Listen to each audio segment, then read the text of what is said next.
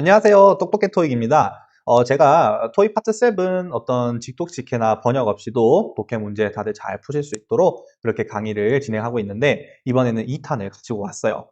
감사하게도 1탄에서 어떤 한 분이 댓글을 남겨주셨는데 그 댓글 내용이 뭐였냐면 관계대명사가 너무 어려워서 유달리 좀 직독직해가 좀 힘들고 그리고 문제풀이에 좀 방해가 되는 것 같다. 그런 댓글을 남겨주셨었는데 먼저 거기에 대해서 답을 얘기해 보자면은 직독직해를 안 하시면 돼요.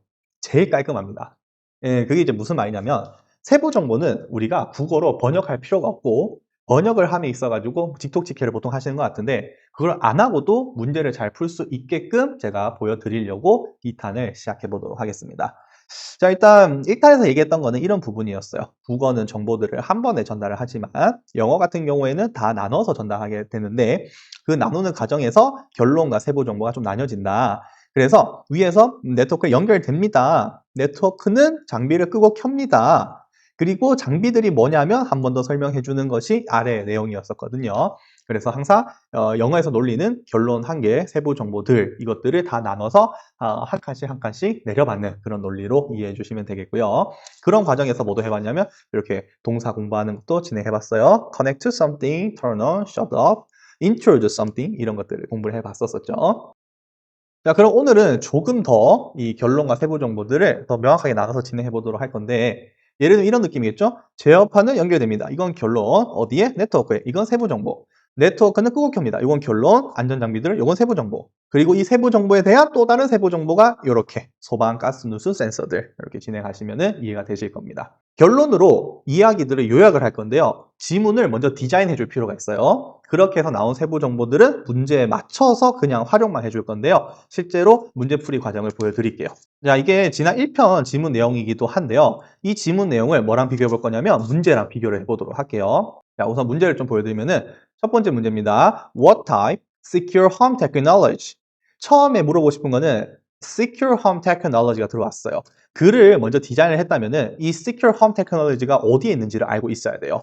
그래서 지문으로 다시 돌아왔을 때 첫 지문에 시작하는 게 뭐냐면은요. Thank you for choosing secure home technology라고 되어 있습니다. 포인트는 뭐냐면 여기서부터 이거에 대한 세부 정보들이 다 내려받아 준다라는 개념이고 그래서 1번 문제, 첫 번째 문제, 이 문제를 푸실 때는 무조건 여기에 있는 내용들을 활용하실 수 있어야 돼요.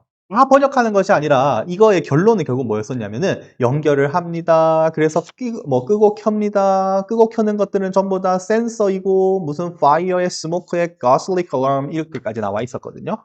이걸 가지고 문제를 푼다고 하면 첫 번째 리얼 에스테이트. 리얼 에스테이트는 부동산이에요.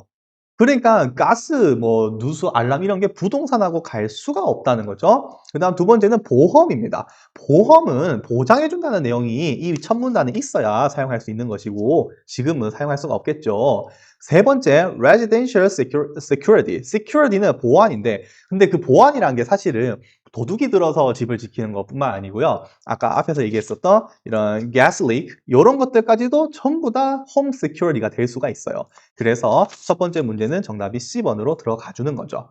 이런 풀이를 해주려면은 첫 번째 Secure Home Technology가 글 안에서 어디에 반영이 되어 있는가를 디자인할 줄 알아야 됩니다. 자, 이제 두 번째 문제 넘어갈 건데요. 두 번째 문제는 What newly developed product? 이번에는 제품에 관련해서 문제가 들어왔는데요. 그러면 이 글도 제품에 대해서 얘기를 하는 그런 어떤 시작점을 잡아야 되는데 두 번째 문단 첫 포인트가 뭐냐면 device입니다. device가 어쩌고 저쩌고 하면서 결론 하나 냈죠. 이 디바이스들은 엄격하게 관리됩니다. 라고 얘기를 했어요.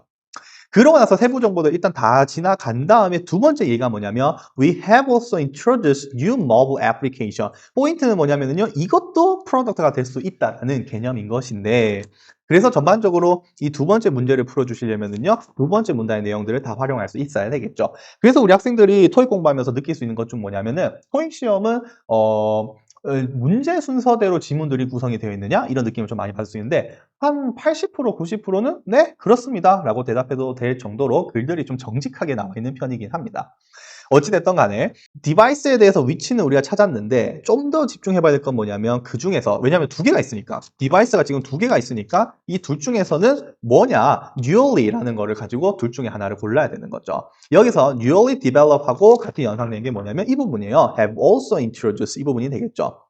그래서 동사 공부를 꼭 해주셔야 돼요. 동사 공부를 해서 introduce라는 단어를 내가 쓸 때 뭔가를 도입하고 공개하고 소개한다 이런 느낌을 받아야지 새롭게 만든 거다라는 느낌을 받을 수가 있겠죠.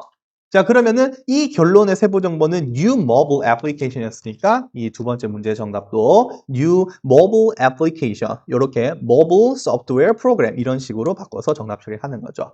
나머지 선택지 보시면은 뭐 camera 안 되겠죠. installation service 안 돼요. safety equipment 이런 거 조심해야 됩니다. 이런 거. 왜냐하면 이 fire라는 단어가 여기 위에 있잖아. 그렇죠? 이렇게 돼버리면은 순간 착각한 게 뭐냐면 이걸 가지고 정답을 내려고 내가 억지로 끌어오는 그런 습관이 나와요. 그래서 글 디자인이 되게 중요합니다. 첫 번째 문제는 Secure Home Technology 관련했으니까 무조건 여기서 푸는 거고 두 번째는 Device에서 나왔기 때문에 무조건 여기에서 문제를 풀어주셔야 돼요. 아시겠죠? 자, 그리고 이제 마지막 문제가 뭐냐면 mit. 이거는 동의어 문제라고 해서 사실은 이제 글의 문맥하고는 상관은 없고 근데 되게 핵심인 건 뭐냐면 이 사실 mit이라는 단어의 뜻을 물어본 게 아니라 이 mit의 위치를 보시면 여기 나와 있거든요. Where's the mit 보이시죠? 여기에서 주변 단어가 뭐냐 이거 사실 물어보는 겁니다. 그러니까 한마디로 지금 주변 단어가 standards라고 되어져 있는데 이 말은 뭐냐면 standards하고 쓸 수 있는 그런 이제 standards하고 쓸 수 있는 동사가 이제 무엇이냐를 골라주는 게 풀이가 되는 거죠. 단어 C번 보시면은 fulfill라는 표현은 뭐냐면 이거를 규정을 지킨다. 따른다 라고도 쓸 수 있는 그런 표현이에요. 그래서 standard라고 쓸 수 있는 가장 좋은 단어는 fulfill이 되는 거죠. 그래서 정답은 C번으로 들어갑니다. 그래서 이번 2탄은 제가 준비할 때 목표를 문제풀이하는 과정을 보여드리는 것이 목표였었는데요. 문제풀이를 잘하려면 지문을 보면서 디자인을 할 줄 알아야 된다. 첫 문단의 주제는 무엇이고 어떤 세부 정보들이 대충 있고 두 번째 문단은 주제가 무엇이면서 또 어떤 세부 정보들이 하나, 둘 들어가 있는가 이게 굉장히 중요하고요. 그리고 세 번째 문단도 이제 문제에 맞춰서 활용하려고 했으나 아쉽게도 문제가 끝나가지고 네 번째 문단은 솔직히 얘기하면 독해까지는 크게 필요 없었다. 이 모든 것들은 지문을 디자인을 해봐야 아는 것이기 때문에 앞으로 3탄, 4탄, 5탄 계속 찍을 건데요. 찍으면서 제가 뭘 할 거냐면은 첫 번째 글을 읽을 때 어디가 결론이고 어디가 세부 정보인지 다 계속 쪼개서 설명을 드릴 거예요. 그 다음 두 번째는 토익 시험 파트 7에 나오는 문제 유형들을 하나하나씩 다 쪼개서 보여드릴 건데요. 예를 들면은 아까 이런 166번, 167번 특히 이런 문제 풀듯이 뭐 동의어 문제는 이렇게 meet이란 단어 주는 게 아니라 standard 보고 푸는 겁니다. 이런 것들을 다 풀어드릴 거고요. 66번도 프로덕트에 대한 문제인 건데 이런 세부사항 문제는 두 개 잡아놓고 나서 어떻게 문제를 활용하는 것이 좋은가 이런 것들까지도 다 보여드릴 예정이니까 영상들을 빨리빨리 보고 싶으신 분들은요. 구독과 좋아요를 많이 눌러주세요. 그러면은 저도 빨리빨리 영상 찍어서 인사드릴 수 있을 것 같습니다. 자, 그럼 2탄은 여기서 마무리 짓도록 하고요. 3탄 많이 기대해 주세요. 감사합니다.